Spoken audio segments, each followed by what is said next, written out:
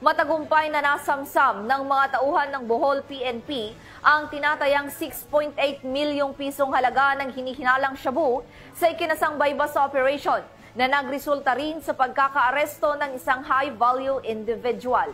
Patrolwoman Nikia Caniedo sa balita.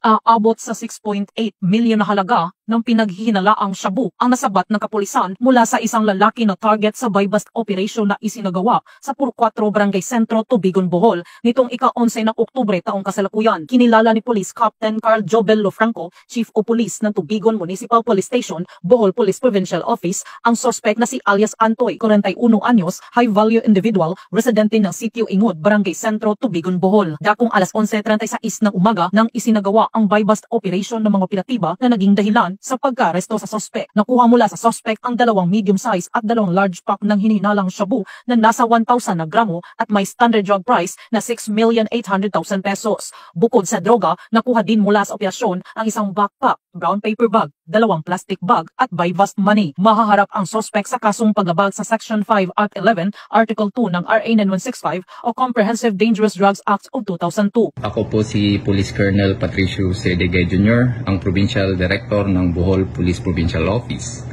Ang tagumpay na ito ay bunga ng masusing pagmamanman at koordinasyon at walang sawang dedikasyon ng ating mga kapulisan laban kontra iligal na droga. Sa pamamagitan ng ganitong mga operasyon, ating pinatutunayan na seryoso ang Bohol PNP sa pagpapanatili ng kapayapaan at kaayusan sa ating lalawigan. Nais naming paalalahanan ang publiko na maging mapagmatsyag sa inyong mga komunidad. Kung may nalalaman kayong kahina-hinalang aktibidad o mga personalidad na sangkot sa illegal na droga, huwag mag-atubiling makipag-ugnayan sa pinakamalapit na himpilan ng pulisya o sa pamamagitan ng aming hotline numbers.